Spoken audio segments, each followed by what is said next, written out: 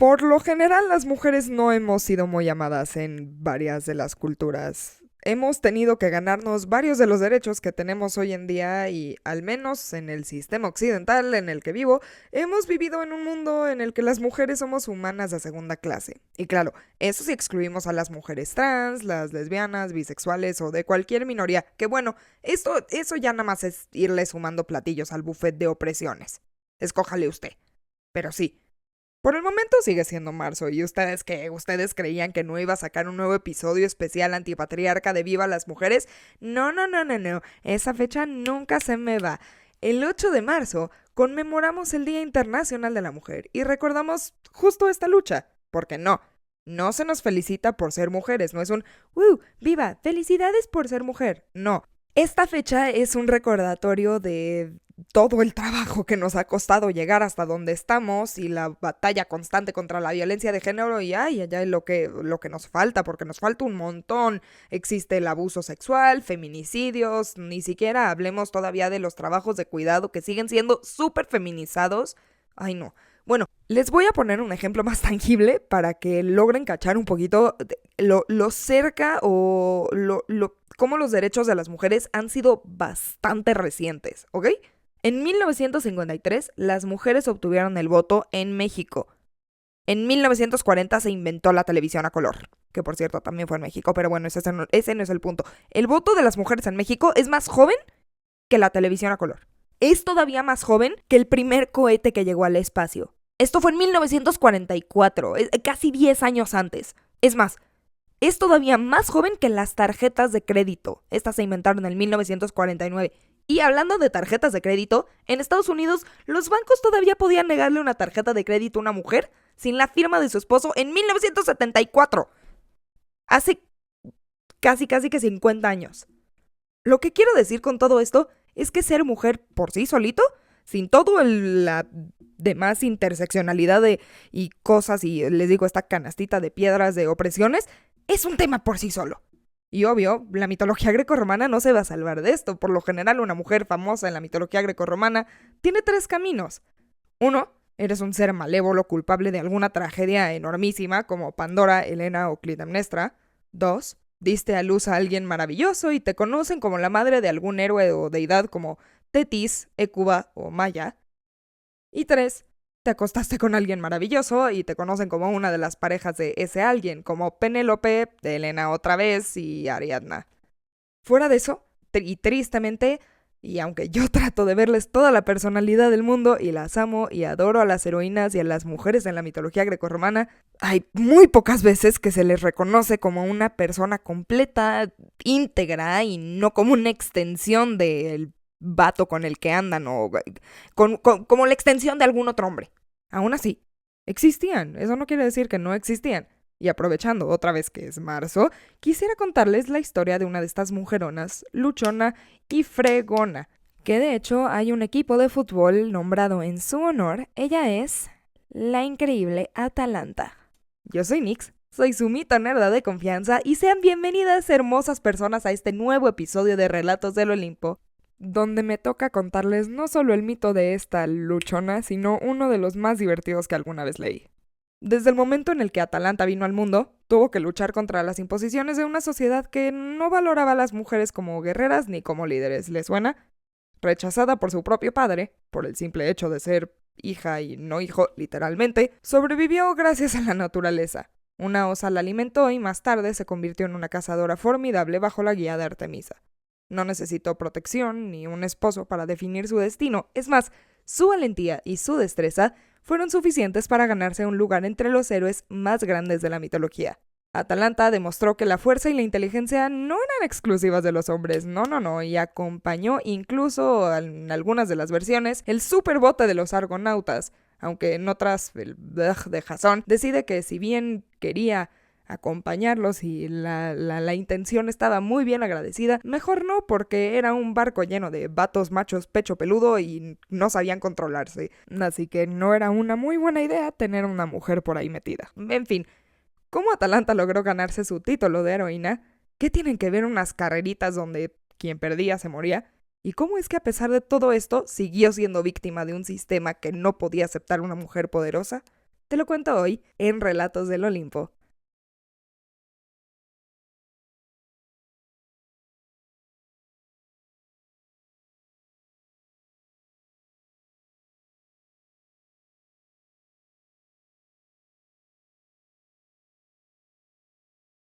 Minisodio.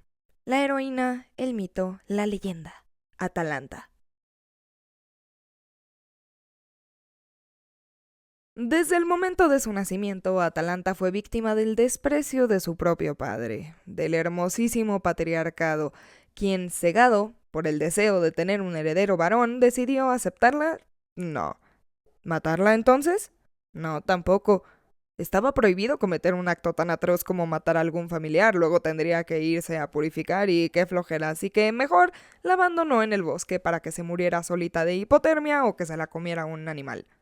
Padrísimo. Mas la naturaleza tenía otros planes para ella. Una osa que había sido privada de sus crías por unos cazadores, la encontró y la amamantó. Así, creció guiada además por el favor de Artemisa porque las osas y los osos son unos de los símbolos de Artemisa. Atalanta así no solo sobrevivió, sino que creció fuerte y salvaje, sin las limitaciones impuestas a las mujeres en la sociedad helena, lo cual, si me preguntan a mí, está fregón. O sea, digo, ¿qué Tarzán ni qué Tarzán? Atalanta. Pero después llegaron unos cazadores quienes le enseñaron los valores de la sociedad porque había que civilizarla. ¡Bu! Lo que sí es que desde temprana edad demostró una velocidad y una destreza extraordinarias.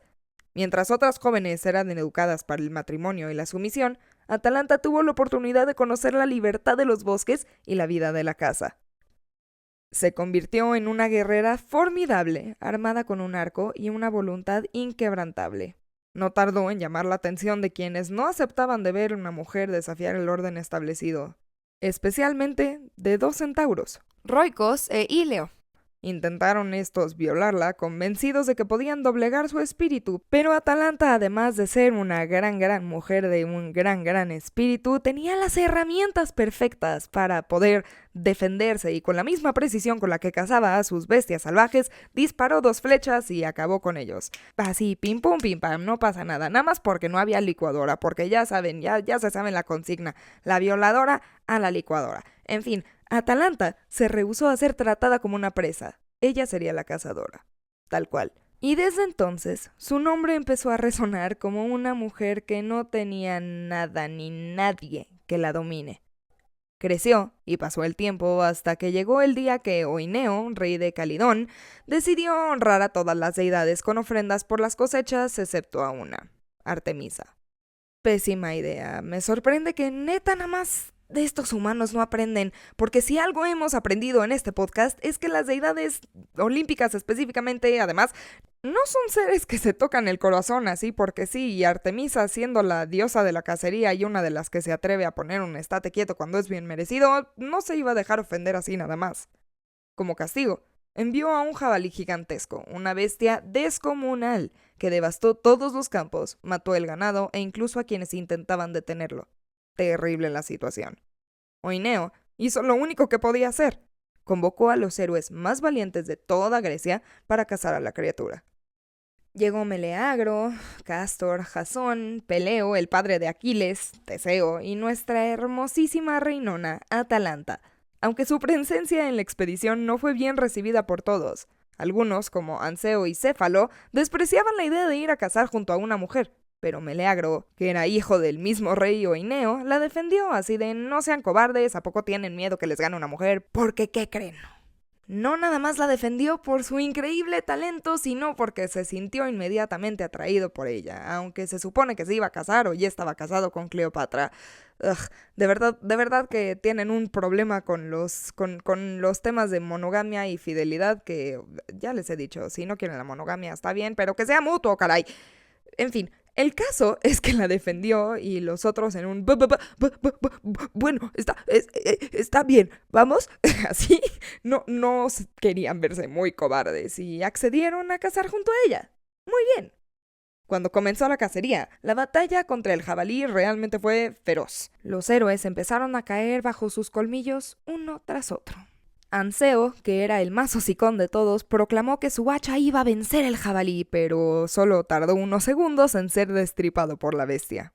Peleo, sin querer, atravesó con su lanza a uno de sus compañeros, así el caos estaba por doquier, y entonces Atalanta tomó su arco y disparó. Fue la primera en herir a la bestia. Su flecha se clavó en el lomo del jabalí, y Meleagro aprovechó la oportunidad para dar el golpe final. Y como reconocimiento, le otorgó a Atalanta el premio, la piel del jabalí. Pero eso no le gustó nada a los tíos de Meleagro, quienes argumentaban que una mujer no podía recibir tal honor, que cómo iba a ser así, no. Intentaron arrebatárselo y Meleagro, cegado por la ira y quizás su amor por Atalanta, honestamente, los terminó matando. Cuando la madre de Meleagro, Altea, se enteró que su propio hijo había asesinado a sus hermanos, recordó una profecía que decía que su hijo viviría solo mientras un leño que estaba guardado desde su nacimiento permaneciera intacto. Entonces, en su dolor, Altea arrojó el leño al fuego y Meleagro murió junto a él en el acto. Yupi. No les digo. Así terminó la gran cacería del jabalí de Calidón, con victoria, traición y tragedia. Pero Atalanta siguió su camino. Su historia no termina aquí.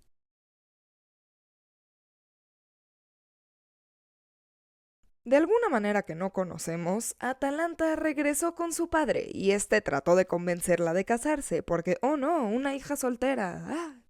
No vaya a ser. Antes literal no la quería ni cerca, la mandó a matar de la manera más cruel y cobarde que conozco para luego querer aprovecharla para alguna alianza política. Papá del año. Pero Atalanta no tenía intención alguna de casarse. Aunque no podía decir que no así, no gracias, así nada más, no podía. Decidió irse lejos del palacio hasta llegar a un terreno que podía utilizar como un hipódromo y propuso un desafío. Aquel que quisiera ser su pretendiente tendrían que correr y jugar las traes en una carrerita, que es este juego en el que una persona corre y la otra tiene que perseguirla hasta tocarla. Y una vez que la toca, ahora esta nueva persona las trae, entre comillas, y tiene que perseguir a alguien más para que también las traiga. Que seguro si eres mexicana la ubicas y podrás estar de acuerdo conmigo que es un perro juego cardíaco cansado de andar corriendo de un lado al otro. No sé cómo jugaba eso, hoy en día no lo aguanto con mi condición física, pero bueno, plot twist, en vez de que esta vez sea un te toco y las traes, Atalanta propuso un te alcanzo y te mato. Así, los pretendientes tenían que correr y alcanzar la meta antes de que Atalanta les alcanzara, porque si les alcanzaba, los iba a matar en ese momento. Uno pensaría que esto frenaría los dones que querían vivir claramente, pero no. Empezó uno corriendo, Atalanta lo alcanzaba y bye. Otro corrió, Atalanta lo alcanzó y ¡guapau! ¡Adiós! Otro más, Atalanta lo mandó directo al inframundo por no decir mucha cosa y no se rendían los malditos suicidas. O sea, neta, o se querían morir o pensaban que el que acababa de correr era un imbécil y que por eso Atalanta lo había logrado, que ellos podían hacerlo y nada más pasaban 5 segundos o 20 o lo que sea y nada más quedaban como imbéciles ellos. El hipódromo casi parecía cementerio hasta que se presentó un tal Hipómenes o Melanión, según la versión. Un joven astuto que al ver la velocidad y determinación de Atalanta supo que no le iba a vencer con destreza pura, no, tenía que vencerle con inteligencia. Recurrió a la diosa Afrodita, quien, admirando su devoción, le entregó 3 manzanas doradas del jardín de las Hespérides. Así comenzó la carrera, y cuando Atalanta estuvo a punto de alcanzarlo, el joven lanzó una manzana. La heroína, al parecer, tenía un perro déficit de atención peor que el mío, porque tan solo la vio, dijo como, brillante, y se fue por ella. Ay. Literal, así está escrito. Se distrajo por el brillo de la manzana. Pero no se preocupen, no se preocupen. Agarró la manzana y siguió corriendo, y ya lo iba a volver a alcanzar hasta que Hipómenes arrojó otra manzana y se volvió a distraer. Pero volvió a correr. Corrió y corrió y corrió con las manzanas en la mano agarradas cerca de su pecho como si fueran mis pertenencias saliendo de un concierto para que no me lo vuele algún carterista y casi lo alcanza cuando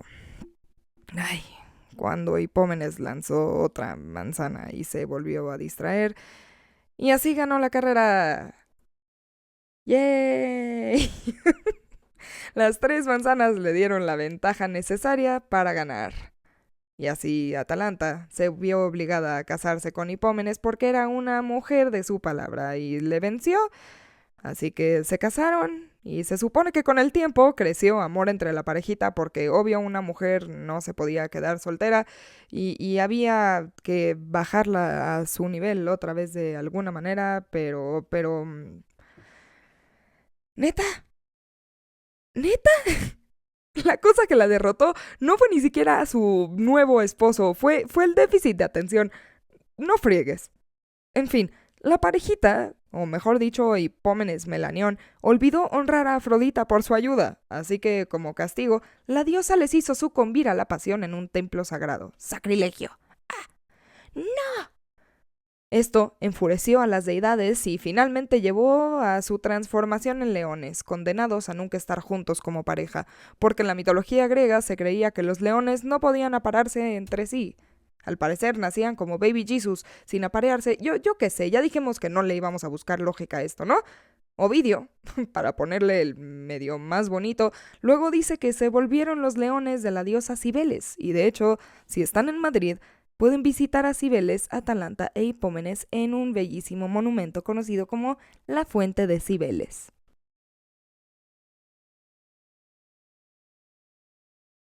Así que sí, chale. Yo que más quisiera que Atalanta hubiera tenido un final feliz o que sea una mujer independiente que si no se quería casar, nunca se casara, porque también existieron otras versiones en las que Venus o Afrodita es quien influencia a Atalanta para que se distraiga.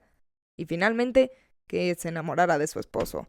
A la fregada la autonomía, ¡viva la manipulación! ¡Viva! Uh, Me encantaría enseñarles la posición en la que estoy ahorita. Tengo mi cabeza pegada en la frente del micrófono.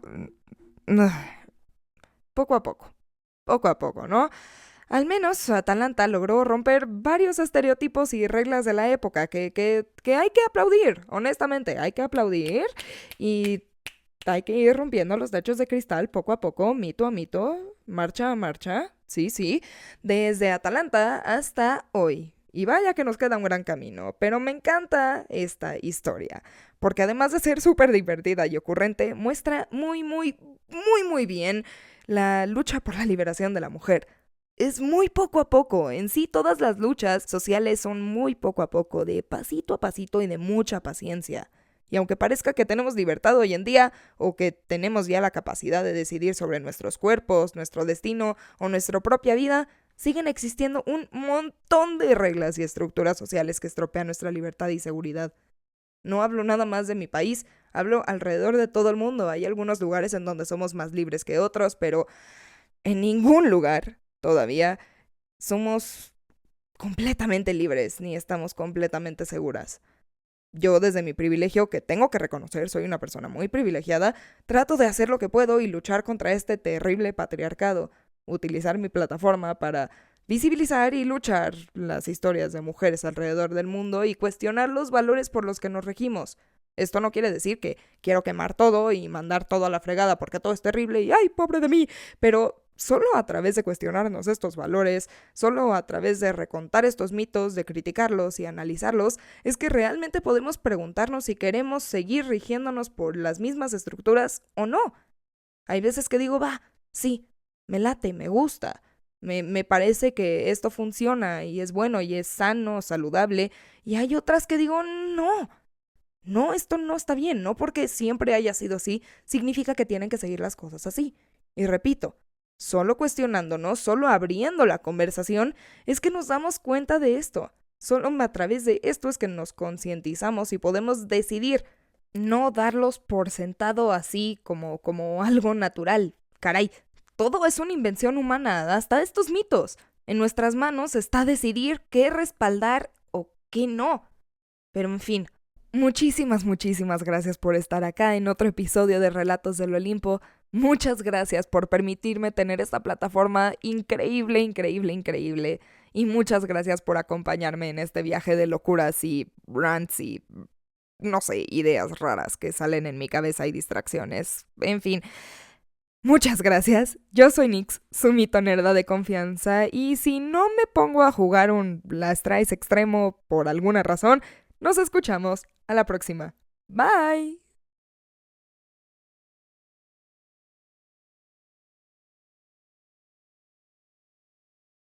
Muchísimas gracias por estar aquí en otro episodio de Relatos del Olimpo. El siguiente saldrá el 3 de abril. Pero de mientras, para más contenido mitológico, no se olviden de seguirme en mis redes sociales como Relatos del Olimpo, así como dejar su reseña y comentarios para la pausa de Pandora en cualquiera de las plataformas por las que me escuchen. También pueden compartirlo con su mito nerdo favorito o con su abuelita, que pues qué manera de serle más fiel a la mitología que contar esto de voz en voz. Pero otra vez, muchísimas gracias por estar acá, les mando un abrazo desde mi escritorio y nos escuchamos a la próxima. Bye.